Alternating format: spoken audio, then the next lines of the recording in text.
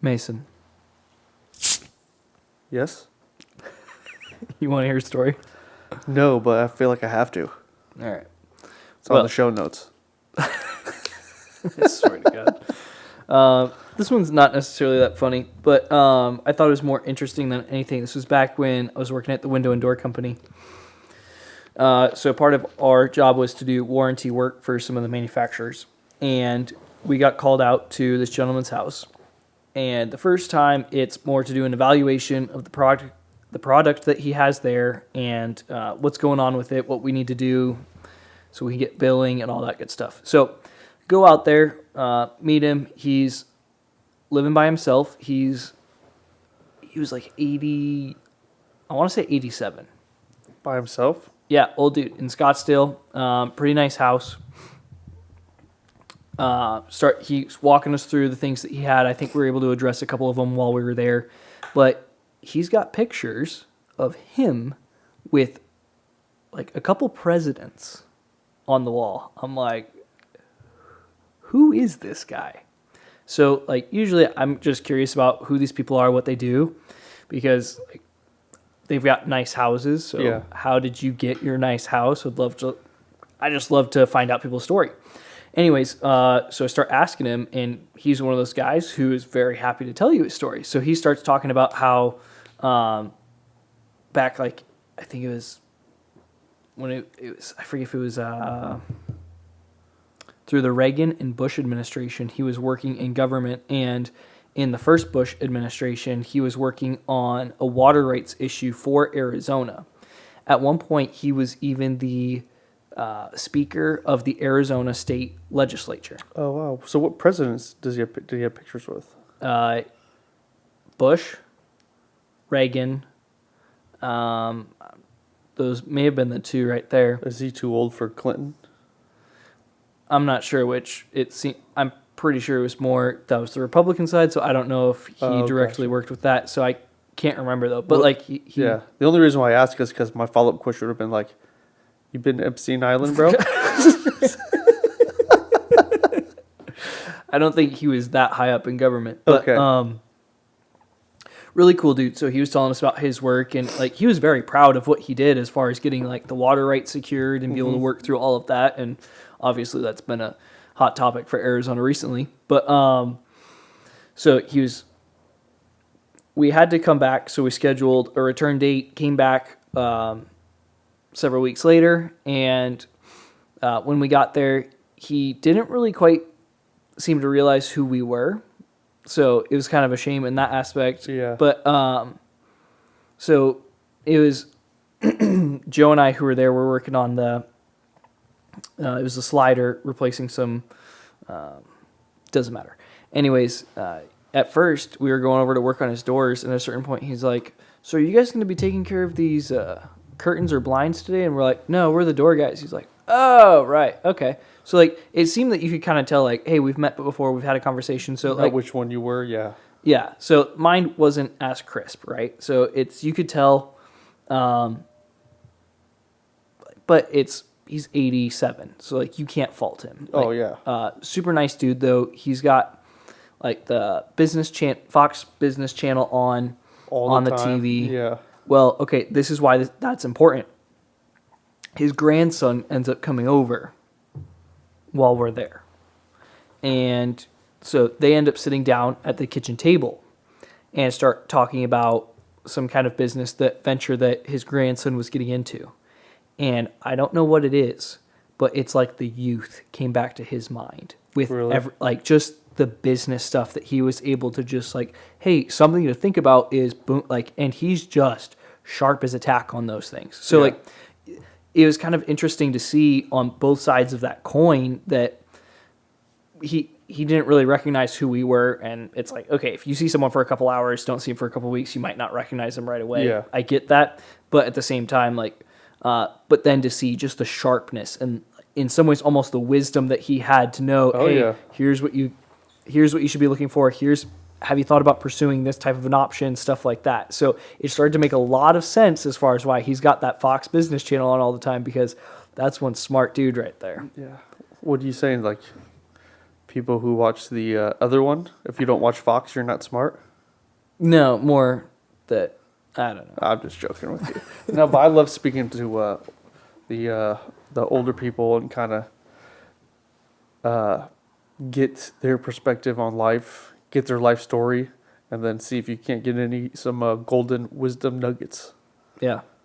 Which I feel like that's one of the things that goes really, and I feel like people talk about this, but they don't know what to do with it. Because they'll talk about like, oh, if you go to other cultures, like the elderly are revered as a high status in society, and we don't have that a lot in the West, especially in the United States. And how, like, we do have a large elderly population that we don't want to just shirk off to the side or say, oh, go back to your old folks' home and go watch your TV. So it's, okay, how do we look at them as being a very useful part of our society? Yeah. So, and I know that like the way that like Biden's not helping that at all. At all right now. At all. No. Which, and I feel like that's a good example right there. Like maybe not Biden necessarily, but you look at how many people are in public office and you start reading how old they are and you're like, just retire. Yeah. Please, dear God, retire. And I don't care if they're right or left. This is probably a young person's thing. I don't want a 70-year-old in public office. Yeah. There's the aspect of it, yes, where they have wisdom, but at the same time, the demands that some of those jobs have, we need someone who's like in their 50s. They don't need someone like us who's 20s, 30s, still learning life. Exactly. But it's once you kind of, it seems that get into the 40s, 50s, it's like, all right, you've got enough life under your belt that you can, but you still have the energy to go deal with a lot of the BS that they have to deal with. Yeah, he doesn't portray himself very well. I don't know him. I'm not real big into politics, but he's probably like somebody that you sit down, like super smart. But then you get the social media of like, oh, this guy's an idiot. He's retarded. He's probably smarter than 90% of us. Biden? Yeah. I don't believe that. Yeah. So you're one of the young guns too that just thinks he's just dumb? I think that he's been lying about a lot of things for a very long time, and there's been a lot of evidence of that, so that's just weird. Like what? I'm interested. Oh, I saw this whole thing. This was early in his political career. He was going after a reporter that saying, I probably have the smartest IQ in this room. I went to Harvard Law School. I got 3 bachelor's degree, finished in the top half of my class. And then basically they show like a couple weeks later, there's the news story. Mr. Biden was then confronted on this because it was fact checked that he graduated with 1 degree from Harvard and did not finish in the top half of his business school. He actually finished pretty near the bottom of his, like just all these things. So it's, I don't know, like that's one snapshot, but there's certain things throughout, like, I don't know, through, obviously, through I know the nothing media. about Biden. I just know that he's a war vet. That's it. Wasn't he in the war or the military? No.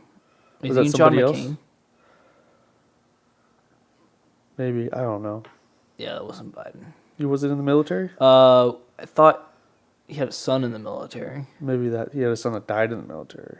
Something like that. Yeah, maybe that's what it was. Yeah. But on like going back to the topic of the older people, one of the things I've thought of for a while is even not just politics, but across a lot of disciplines, and I think the trades is a big one.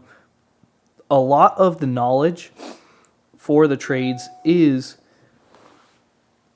in the minds of the people who are older because you need the experience to go through it. But at the same time, the body can't do a lot of the things that is required of it. So in some ways, my kind of thought process is to say, and I think where people have this misconception that, oh, these other cultures have them in high regard. It's like they have them in high regard, but they go to them for wisdom.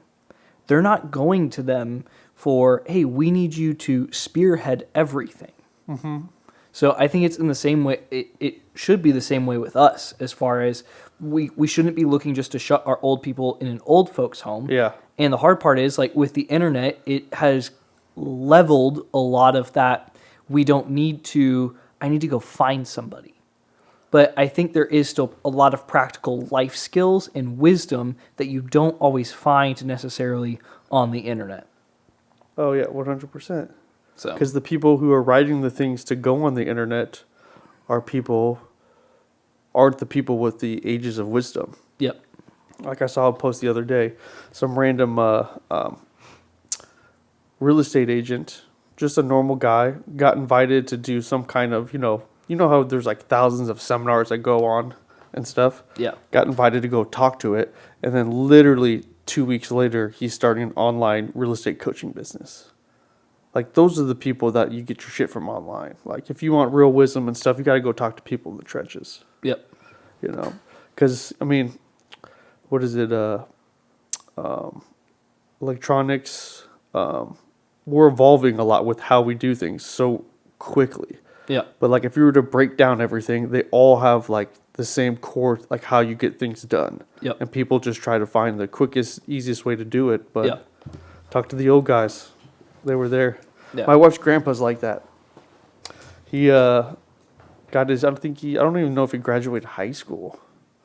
But he remember, he wrote a book about his life or whatever, but he was in school and one of his teachers told him that he'd be nothing but a grave digger because he used to dig graves or whatever. I mean, fast forward now, he owns like 6 different companies and 12 different funeral homes, cemeteries, and it's just like he's just super smart and just like started from the bottom. So like, I like to talk to him a lot because he just knows, like, because he started from the bottom and then worked his way up. So he just knows the grind, what to do, how to do it in general. Yeah. That's why you gotta love old people. Yep. Yeah. Which I think too, you can also see, like, if someone wanted to come talk to us, they don't see where our life goes. Mm-hmm. With an older person, you can see they're closer to the destination than they are the beginning. So it's to be able to go to your wife's grandfather and say, like, okay, like, you've gone through something and you did something correctly to get where you are. Yeah. What is that? Exactly. Yeah. So I would say, even you, are your grandparents still alive? Oh yeah. Mm-hmm. I would talk to them. Dude, I love talking to my grandparents, Yeah, especially because one on my thing mom's side. I didn't get a hold of this until, I mean, that's the story of my life. I'm a late bloomer to everything, but I wish I would have talked to my dad's dad before he died, because he's got this crazy story. Like, he used to sell cars in Minnesota. He got offered a contract to pitch for the Boston Red Sox and turned it down because he made more money selling cars. Yeah. And then moved out to Arizona because my dad's mom / his wife died of like breast cancer or something like that. So they moved out to Arizona because they had the best thing. But anyways, he like sold jewelry. I'm like hearing all this stuff from like my dad and my uncle. I'm like, dude, I wish I really, like 12 years ago, talked to him more and got a little more insight. Yeah. Because old people are cool, dude. Yeah. Except for when they're old and grumpy. They can be mean. Yeah. My grandparents on my dad's side live about 4 miles away. My grandparents on my mom's side live about 3 miles away. So we're always seeing them. And my grandfather, he's the stereotypical old dude where he goes to breakfast with one of his buddies like 6 to 7 days a week. Same time, same place. Essentially, Yeah. The waiters come up and it's the Is he same racist? order.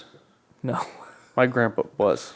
My mom's dad. No, he wasn't racist. I talked to my buddy Jeff about this because he's met him a bunch of times.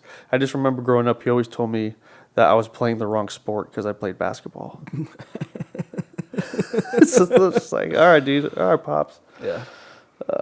My grandfather on my mom's side, especially, I'll go to breakfast with him like once a month. I've got security for my church, so got to be up earlier. So I'm just like, hey, if I've got to go eat anyway, Security? Yeah. You going to church in the hood, bro? Yeah, actually we are. Yeah. 59th and Glendale. That's where I almost lived over there. Yeah. 63rd and Peoria is not that far. That's still a different neighborhood. Oh, yeah, but 59th and Peoria, or Glendale is a little rougher. just that whole Glendale. Yeah, but anyways, so I enjoy talking to him. Like, and one of the things with my grandparents' story is my grandfather worked in the same job for like 40 years, 35, 40 years. So Yeah. he got the watch like when he retired, Oh, all yeah. that good stuff. So, but the interesting thing about his story and him and my grandmother, they've been married for over 55 years. Dang. Yeah. And they love each other. They love to go travel together, all that good stuff. But they'll talk about like for them, they didn't do anything spectacular. Like he worked that same job. He wasn't some high executive, anything special like that. But he has that wisdom as far as they just planned ahead, where it's like they knew that one day they were going to have to retire, and so they made sure to save their money. And they always talk about like there were times when we had overtime, and everyone in the company had overtime, and you'd see all the guys get in boats or jet skis or ATVs, whatever it Yeah. was. And my grandmother always says like your grandfather would come home and be like, "Hey, I'm making the same money as they do. Like, why can't we get those things?" Because she was handling a lot of like the bookkeeping for the family. Yeah. And she was like, "Well, it's because they're financing all of those things, and we're not financing all of those things because if overtime stops, how are we going to pay for it?" Sure as shit. They're like, "Guess what happened? When the overtime stopped, all those people lost all their toys." And they also get to say now, they're like, and guess what? They can't retire like we did. Yep. And that's when, because you don't buy brand new toys. You buy the used ones for crazy people like that who got to use them for a couple months. Yeah. Yeah. So. Yeah. So, I love my grandparents. I love talking to them. Even on my dad's side, they host parties all the time. So like the family's just always over there, stuff like that. You seem like you got a party family. Not like rowdy party, but we like to get together and just be together. We'll play a lot of games. My grandparents will have like prizes for all the games. Like Christmas Eve, we used to do Christmas Eve and the day after Christmas with my dad's side of the family. Christmas Eve, there's no presents. It's all games, and my grandparents will show up with like gift cards if you win certain games. Really? Oh, dude.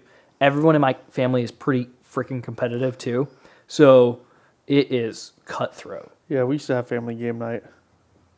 But like all the kids got older and then it kind of just dwindled away. Should start that back up. I love playing games. You guys play dominoes over there? No, we do. Dude, I can't get anybody to play dominoes with me. Do we? Son of a bitch. Nobody wants to play a little Mexican train. Oh, I don't know if that's allowed to be said these days anymore. The Domino train. Yeah. Something you did talk about, and What? we talked about this before the podcast about me ranting on things. The whole people who will go make a speech and 2 weeks later they have like a course. Oh, yeah. Dude, people with courses. You got to be selective. No, it sucks, though, is that they probably make money doing it. Dude, they make That's the crazy thing. fuck tons of money. They make so much money. Like, when you do the math on those things, it's ridiculous. Oh, yeah. And But, that's where some of those guys legitimately make all of their money off of the courses, not because they've done anything. But then they get to flex that I've built this big business, but no, you didn't. You sold a course. Yeah, that's why you have to be very specific about who you.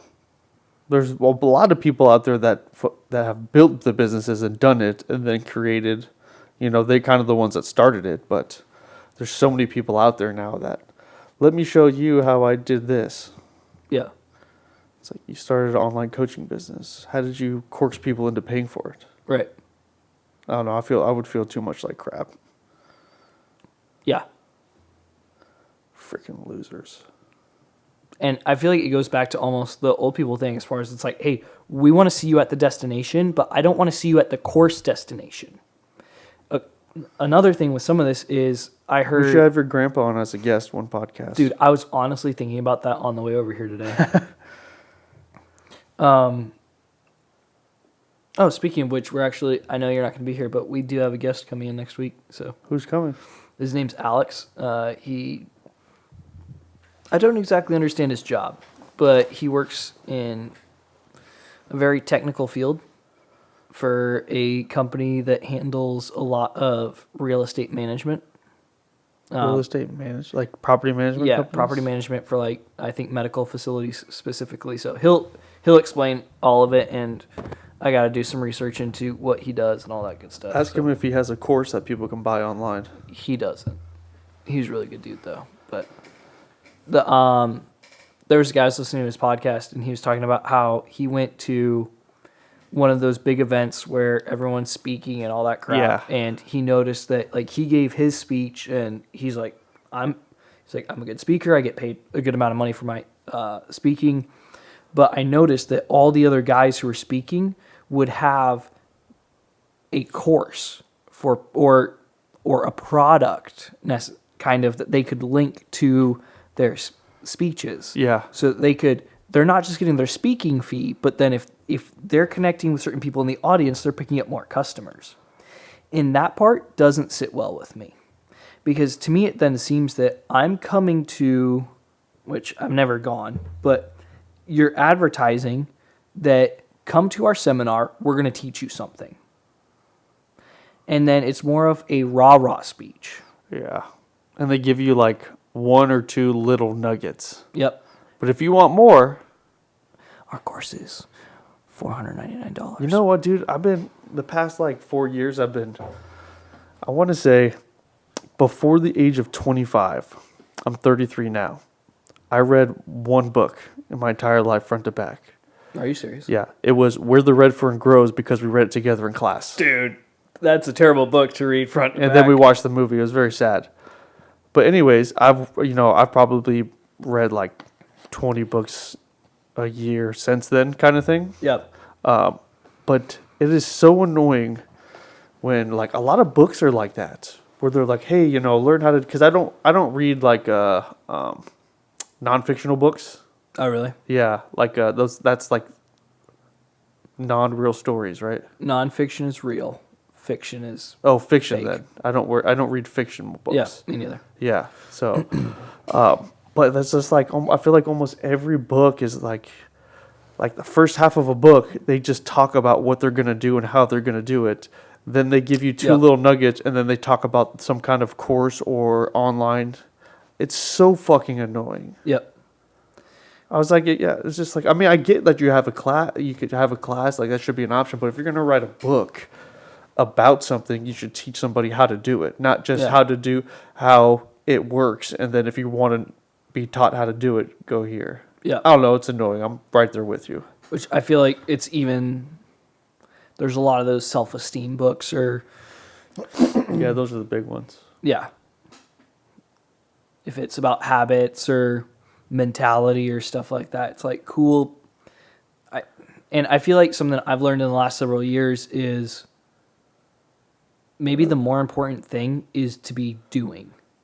Oh, yeah. And because, like, going back to my grandfather, he's not the smartest guy in the world. Like, he joined the Air Force after, I think, high school. Yeah. Or whatever. And as far as from what I'm told, it's not like he wasn't a great student or anything like that. Yeah. But he's not living some baller life where balling out of control or anything like that. But he has a very great life with my grandmother where they get to go they can go travel all over the state several times a week if they want. Yeah. And they're financially stable. But all they did was do the work. It reminds me of this thing I saw on Instagram. I wish I could find it. But it's like an ex-military guy talking about how he was like the bomb guy. Like they'd get his orders, whatever. He'd make a bomb specifically for it. He was just going through like the whole process. He's like, then we're there. I run over there, stick it off, take the pad off or the glue. I stick it on there.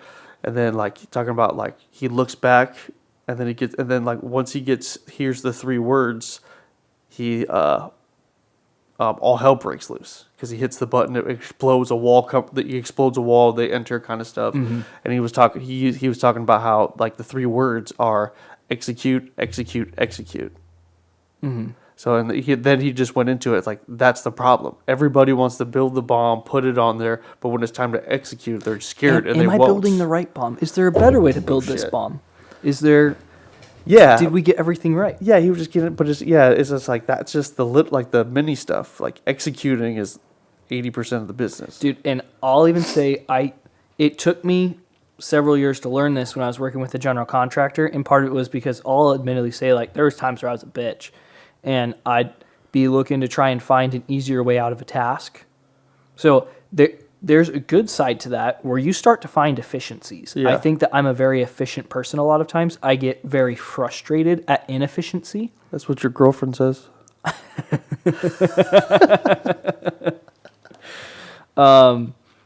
But there's a certain point to, like, sometimes finding the solution or finding a quicker way is going to take longer than just doing it the way you know how. Yeah. And that's going back to the execute thing. As far as I spent a lot of time trying to figure out what's the perfect way to do something and what's the perfect plan, how am I going to approach this, and instead it should have just been just go in a direction, because at a certain point you'll realize, do I need to course correct? Yeah. That's the problem too. I think Lance was talking to me about this.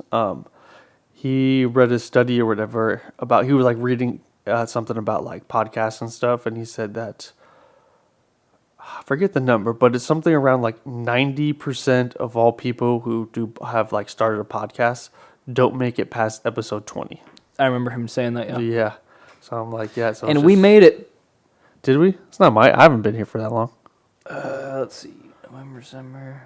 Yeah, we got a couple more months, but yeah, Yeah. we'll get there. Yeah. Oh, well, yeah. Yeah, because I'm getting you drunk live on the podcast. I don't know how yet, but we're going to do it. Yeah. You looking at the time? Yeah, I can't see that far away.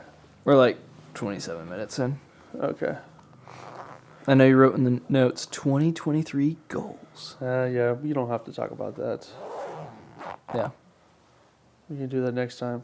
Which I feel like that 2023 goals goes back to, like, I used to be a person who, like, all right, I had like some physical goals as far as hitting max lifts for things. Mm-hmm. And I planned out like 4 years. I need to be at this point by this quarter, and all the way to 2023. Never fucking worked out. That's a long time. Yeah. But, like, I knew as far as, like, I wanted to be competitive at a certain level. So Yeah. it was to say, okay, I need to have this high of a clean and jerk, this high of a snatch, like, this Well, back squat, do you have deadlift. any specific 2023 goals? Life, business? Which I think, going back to that, in terms of 2023 goals, I, in some ways, look at it in 90. I try and not look too far out, rather. My words are all messed up. I try not to look farther out than like 90 days to 3 months. Gotcha. I try almost to just live a quarter at a time. And part of it goes back to that, where I felt like if I tried to plan out 4 years, it didn't work. It Yeah. fell apart within that first year. If I Exactly. tried to plan out an entire year, it didn't work. So to me, it was like, okay, like, can we take like 12 weeks and make a plan as far as this is the direction we're going for the Yeah. next 12 weeks. And then once we get there, this is the direction we're going. And then by the end of the year, we go, oh, shit, cool. So right now, part of the 2023 goals was, I'd say like the overarching one that I talked to, I think we talked about this a couple weeks ago, but talked to Joe and my friend Bobby about it too, is trying to say, how do we win? I want 2023 to be a year of winning and overcoming challenges. That Yeah. being in the vernacular that we have. So part of that for the 2023 goals was part of my goal got a little derailed in regards to getting my general contractor's license. I was hoping to have that all wrapped up by the end of 22. Yeah. So right now I'm working on finishing my continuing education hours for real estate. Mm-hmm. Once that's done, probably, if time permits, with other jobs, be jumping into saying, hey, let's try and just at least finish up the courses. Yeah. I took because this kind of goes like how a little bit how you said you like to plan your goals and stuff, but was it last year? Early last year, I took a Tony Robbins, not a course, but I bought his like audiobook course kind of thing. But it was called Ultimate, what is it called? Like Ultimate Productivity or something like that. Just because I was struggling with like time management, all this stuff, balance and everything. But he's got it's pretty cool, like he calls it like RPR planning, I think, or something like that. But anyways, so because you only like to do like 90, 30 days at a time. But it's like once a year, you actually like write out, and it's got a lot like different steps on how to like think like what's your ultimate vision for, your physical body? What's your ultimate vision for your business? So what's your ultimate vision for your love life? Things like that. So you write out like it can be crazy, it can be whatever you want that's crazy. And then like one of the process and the steps is like, okay, well, what are different ways how you're going to achieve that? Like if you want to build this crazy business, well, I need to get my license. You write down all this crazy stuff. And then you start putting down, okay, is this a 1 year? Is this a 30-day, 90-day, 1 year, 5 year, or 5 year plus goal? Right. And then you just break it down that way. And you always have that little book for when every quarter you go through it. So it's essentially making, like you said, quarterly 90-day goals, breaking them down to 30, and then weekly and daily things to do. Yep. But because I think that's the best thing. Because I'm not a big fan of like, oh, what's your New Year goal? What's one thing you want to do this year? Well, my vision's so much bigger than that I'm not going to hit it, but I do have some stepping stones that I want to get to before I can get to that ultimate goal. Yeah. So I think if anybody wants to check it out, you should go check it out. It's really good. Plus, Tony Robbins is cool. Like I could listen to him all the time. How do you feel about Tony Robbins?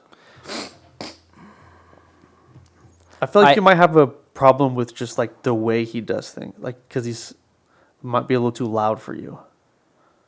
There is a part, like, how there's certain people where you meet and it's just like there's something that seems a little off. And sometimes there's not. Like, I honestly have not listened to a lot of Tony Robbins, so it's just from clips or stuff like that.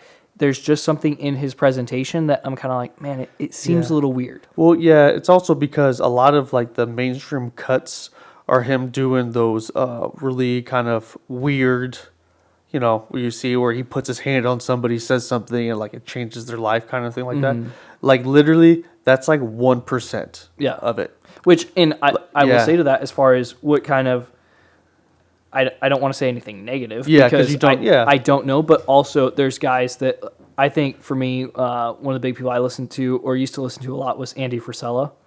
Oh, I used to listen to his podcast. The MFCEO project. Dude, that helped me a lot. Yeah. I mean, I like some of it, but I'm not like all the way into all of everything he says.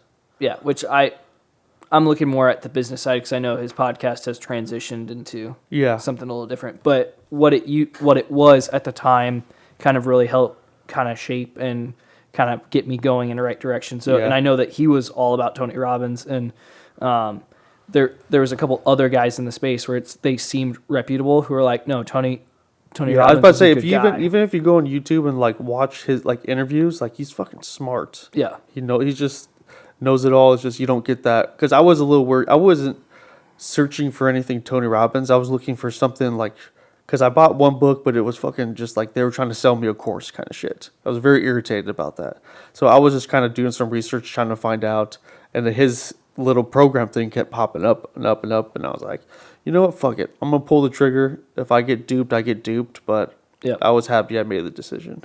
I did that a couple of years ago with, I don't know, it wasn't even a course, but yeah, it was good because it was pretty similar as far as the goals, as far as 10 plus, 3 years, 1 year, and breaking it down like immediate steps, so it was good. Exactly, yeah. So I would definitely recommend that 10 out of 10 to go check that out.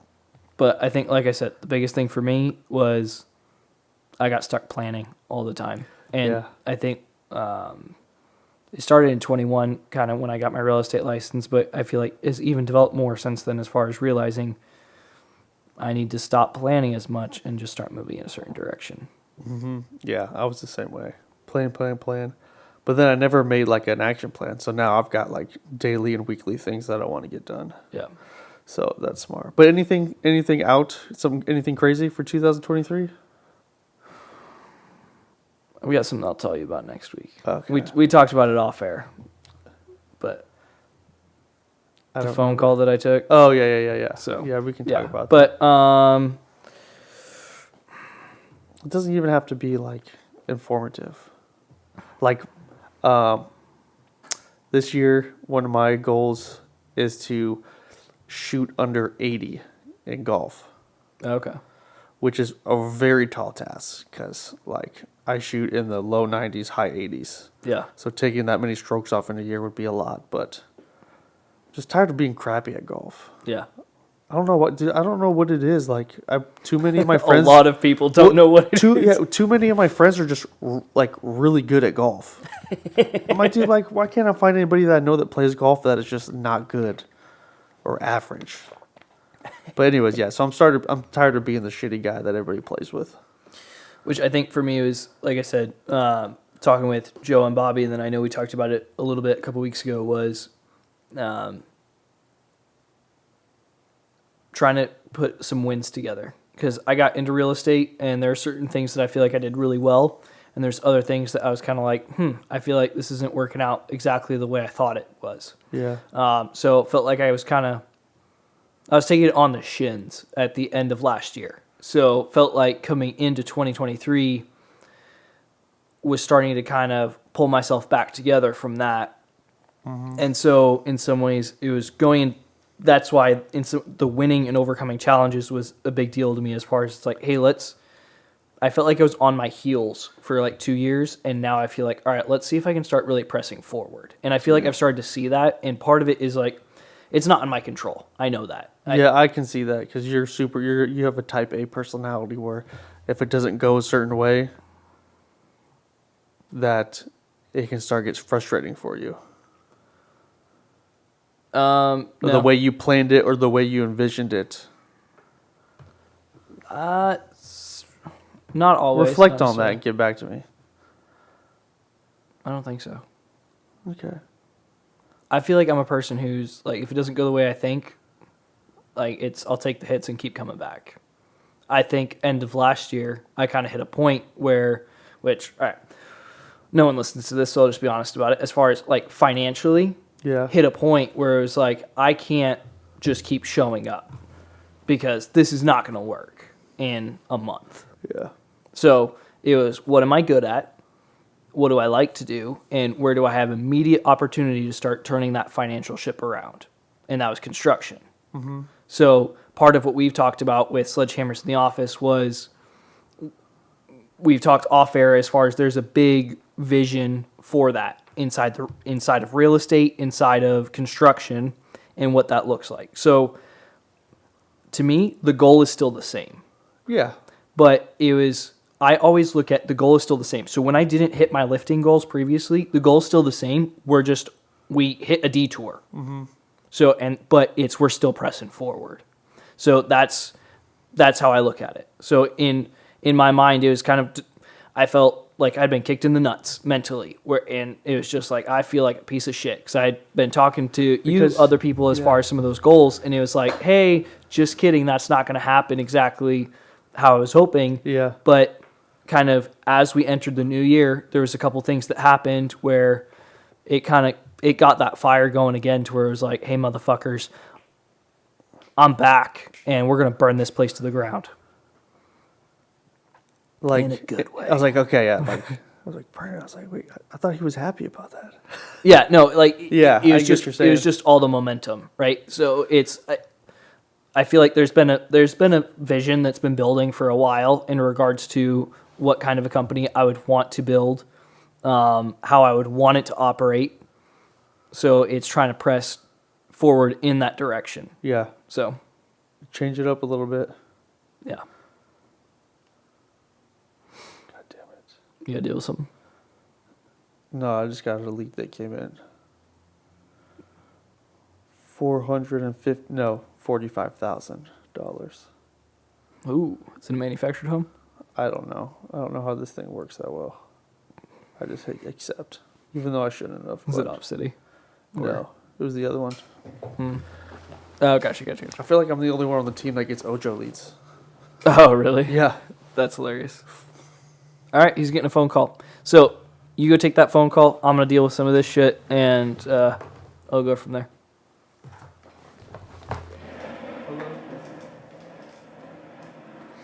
All right. We're like 40 minutes in, so welcome to the podcast. Welcome to the Sledgehammers in the Office podcast, where we celebrate the heavy hitters on the job site and in the office. I'm joined by MasonOxendale, who obviously stepped out to take a phone call because we actually do real work here. Shamrock Chocolate Farm. Chocolate Farms, wow. My head's in a weird spot. Shamrock Chocolate Milk, the whole milk. The half gallons are out today, so we're at a quart. Anyways, let's get to some of our numbers. Active numbers for Maricopa County. This is going to be tracking numbers for Maricopa County in regards to real estate. We want to help. My mind's taking a break for a second. All right. These numbers for Maricopa County, we want you guys to be able to use these if you're in the greater Phoenix area to get an idea of what is happening and get more of like a live update. We know that a lot of people are usually behind the curve based on conversation that just more filters through friend groups, and we want to give you very accurate numbers. And if you're out of the state, then hopefully this just is more of a guideline rather than gospel. But active homes right now, we have 12,310, which is down 1,132 from last month. We've closed 3,620 in the last 30 days, which is down 579 from a month ago. And interest rate is at 6.15%.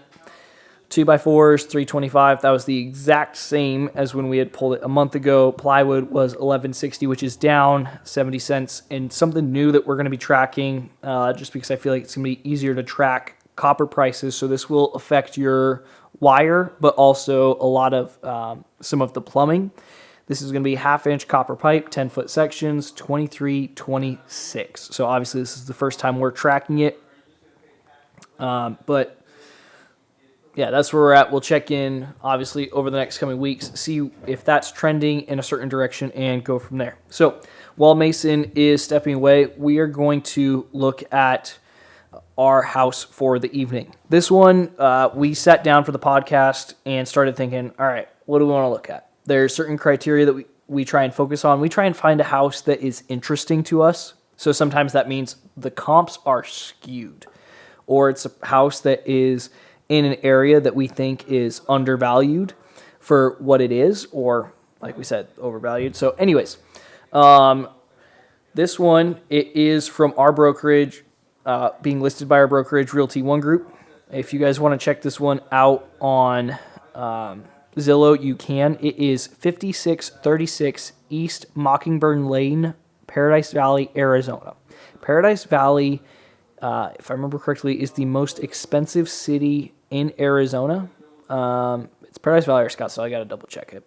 But I believe Paradise Valley was winning that one. So this house is killing it because it is listed at $25 million. This house is top to bottom just beautiful, but there's certain things in this house that are more of novelty.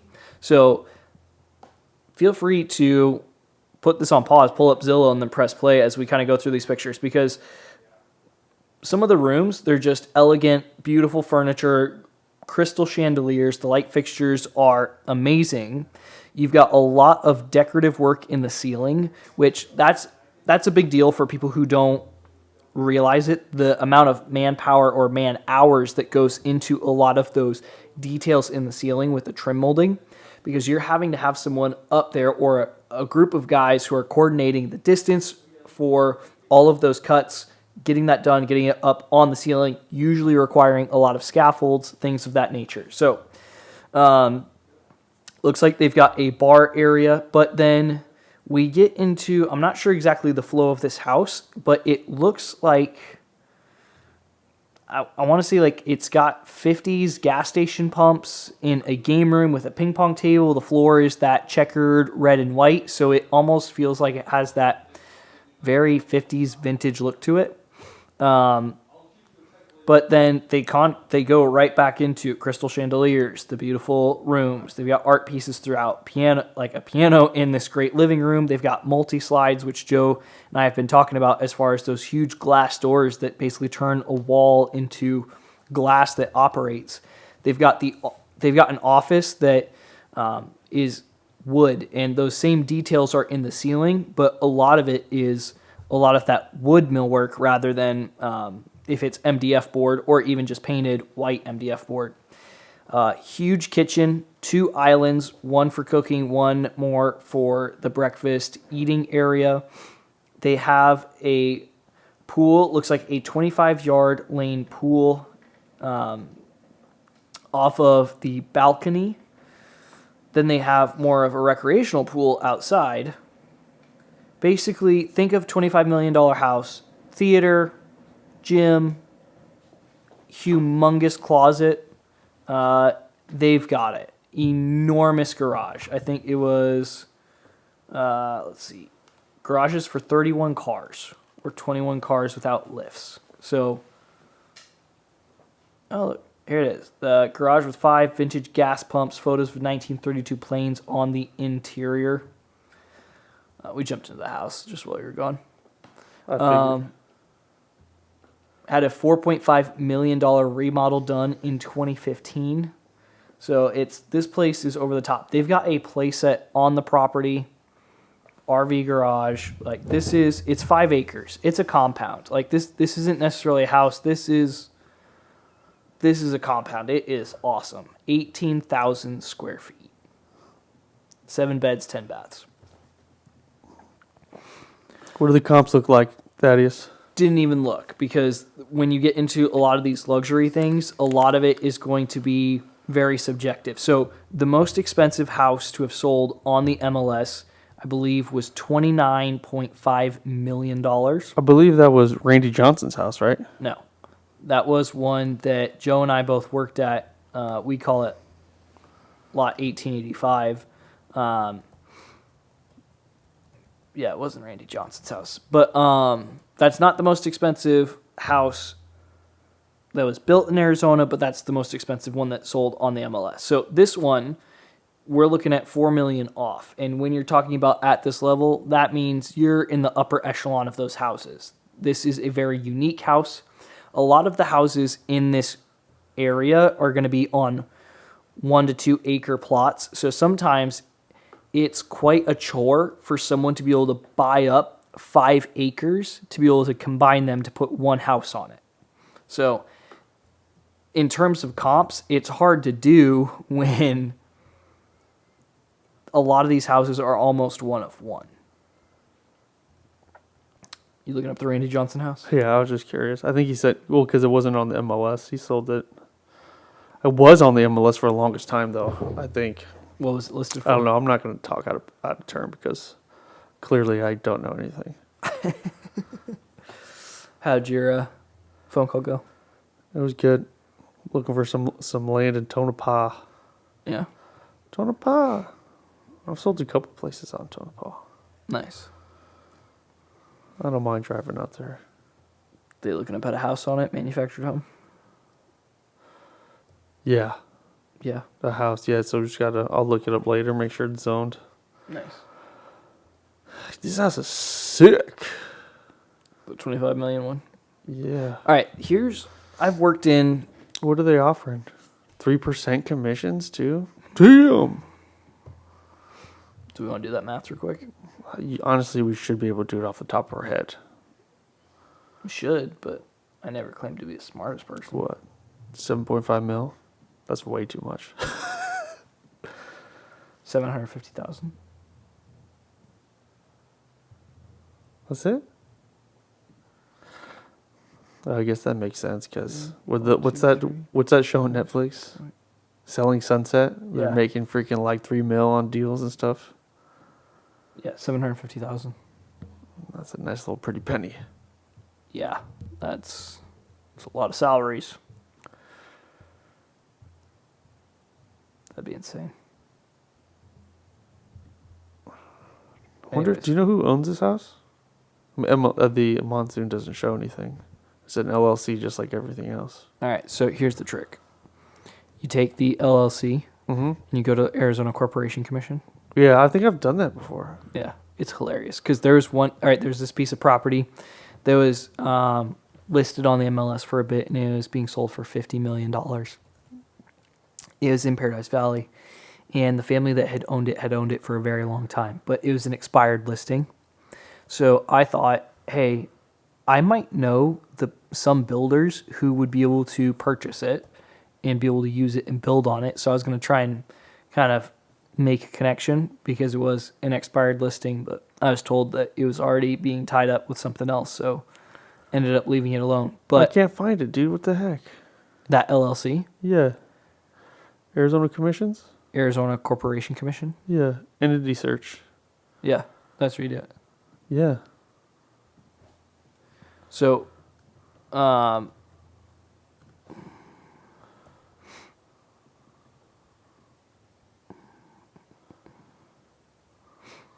it's not popping up.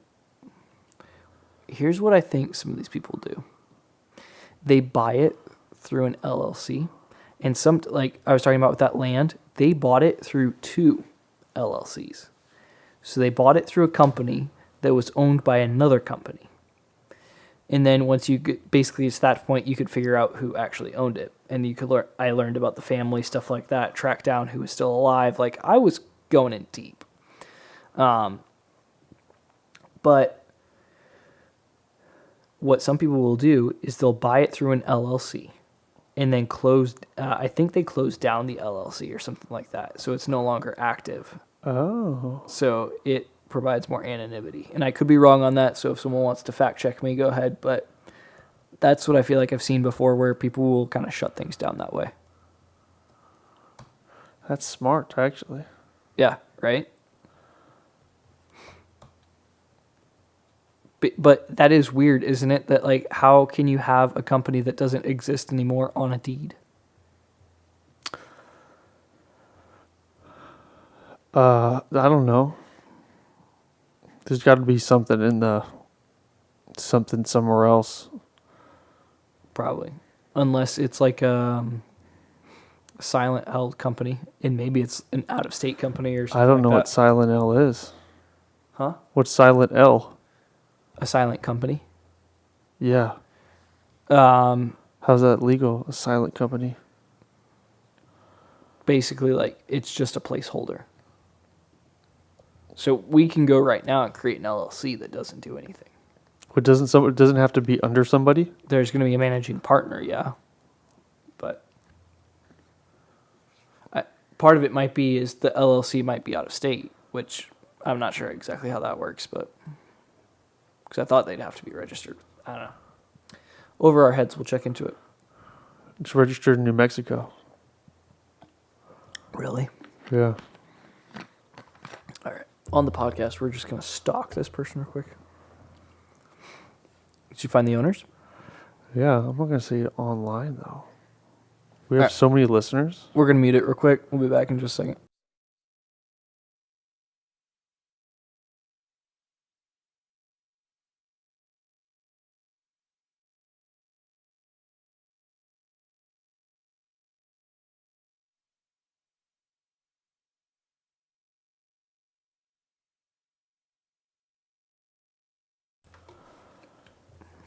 But I'm right. It's that guy. Yeah. Well, they can Don't probably see show it. the camera. Well, I mean, this is all public information. We could literally say it's That's true. James Ryan. Because this could be inaccurate as well. That's true. I don't know. Who cares? This is for Badass house. This is for entertainment purposes only, starting 3 minutes ago. This whole podcast is entertainment purposes only. Exactly. Don't take any legal, medical, or I don't know. Don't take any advice from us. There we go. All right, what do we want to get into? It's almost 7 o'clock on a Friday. Yeah, That means nothing to me. we're about an hour in. Oh, really? Yeah, Oh, snap. we're at like 55 minutes. Do we want to just call this one shooting the shit, or Probably. all right? Anything else we do want to talk about? We could just No, next week I did want to talk about Because for some reason, more and more people get into the manufactured mobile homes. Yeah. It's not as simple as it sounds. Yeah. But I had a guy. How should I do this? Ex-lover?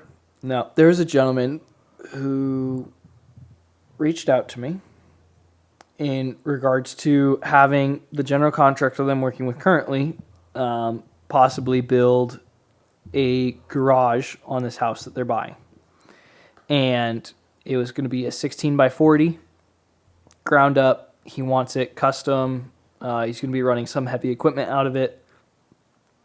And he was coming in, and so I was talking to him. I was like, hey, here's who we are as a company. This is obviously not the one that I own, but I'm kind of playing sales at that point, for the general contractor that I work for.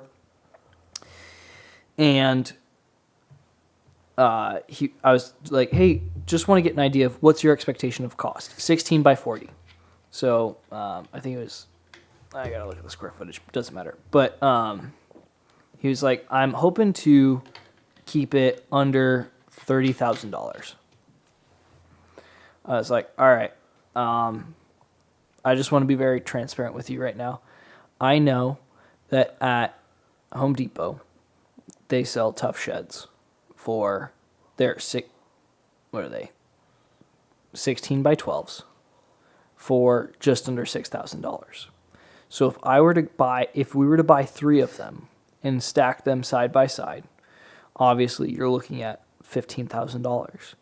And I was very polite. Like I wasn't trying to tell this guy that he's not in the right ballpark or anything like that, but just trying to let him know, like, hey, here's kind of the reality of the situation.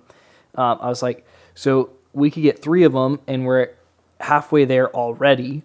That's not including any concrete work. That's not including any electrical work. That's not including any permits, site plans, grading, like everything that goes into it. Yeah. Also, that is not custom. They build those tough sheds essentially in a factory to where it's puzzle pieces. So when they have someone come out to assemble it at your house, they put the pieces together, attach them together, very solid structure. But when you say custom, you need me to come out with a tape measure to follow a print and say, okay, this needs to be pulled at this dimension, all those things, because you have a certain vision that you're going with. Even if it is roughly a little bit more cookie cutter, if it's not a tough shed where you give me all my Lego pieces and I get to put it together, that price just jumps immediately. So it was one of those things as far as the prefabrication on a lot of these things can really skew where people are. So did you build that RV garage for him? No, because I had this conversation with them earlier this week. And he decided to pass? He didn't return my call when I told him, hey, here's what we're thinking as far as price. Oh. And it was around 100 to 130,000. Jesus. Mm-hmm. That's 640. That's all right. But to put that in perspective, that's a 640 square foot garage. And the general contractor that I work for, we work on high-end finishes. We deal with a lot of things that are going to be very quality intensive, and then also trying to maintain a very efficient flow throughout the project. So he doesn't go advertising that, hey, do you need a job done? Because we can do it. Yeah. He advertises that, do you want something done beautifully? Yeah. Do you have something that's complicated? Give us a call. I'm curious now. I feel like you should follow up with him and see if he ever actually got it done and how he did it and how much it was. Yeah, which I know that he was in the process of buying the house, so he was still in escrow. Oh, okay. But anticipated to close. I think How much was the house? I'm not sure. It was a cash deal though. That's what I know. Yeah, but like, was it like a $400,000 house where that shed was going to be like 25% of what he was already paying for the house? You know? Yeah. It was? Well, I honestly don't know. Oh, okay. Yeah. So what you're saying is you're expensive as fuck. Everyone's expensive as fuck. Because you heard, even I was taking a phone call with a guy that I'm working with right now before the podcast, and he was looking for a piece of land to build on. So he had talked to one of his friends in regards to building costs, and then he had talked to me. We had talked about it last night, and I was even giving him some numbers in regards to what we charge for ground up or even remodels on price per square footage, roughly. And he was like, wow. And I'm like, yeah, like, yes, we are working usually with higher end finishes, but like, even if we take a low end of that number, it's still very expensive. And a lot of that goes into the amount that people charge for the labor. So don't get anything built these days. Essentially. Strike on construction workers. Strike on construction. After they finish building my house. And then come in and renovate your house. Yeah. Not renovate. They just need to change your room. Yeah. I'm still shopping around. It's fuck off. It's a renovation. All right. It makes it sound cooler. Make sure you label this podcast. Be like, if you're really fucking bored and got nothing else to do, listen in. Yeah. Yeah, I don't know. Is there anything else we want to talk about that No. we feel like is good information for people that's more than just us kind of shooting the shit? Yeah, no. All right. Tune in for the manufactured home talk. It's interesting. It'll be 2 weeks out. For the people that do listen, we appreciate you. If they do, they don't listen this far at all. So Probably fucking not. I don't even listen to anything that's an hour long. So if you do listen this far, we appreciate you. Hit us up on Instagram. We're going to send you some merch. Yeah, at SITO_building for what I'm doing in construction. At Thad AZ Realty for the stuff I'm doing in real estate. Mason. At MasonOxendale for everything Mason. Yeah. I'm there. Life, kids, family, real estate, basketball. Speaking about our 2023 goals, totally forgot that we've got a bunch of stuff on the horizon that we're working on right now. We do? Yeah. Oh, yeah. Just to make it a little more professional. That, and then there's more stuff, but don't worry about it. So I'll get... That's when you know it's time to call it quits. All right, 2023 is going to be a good year. We appreciate you guys. Yeah, we'll see you next week. Got a guest on the podcast. Enjoy. I forgot to do the sign out.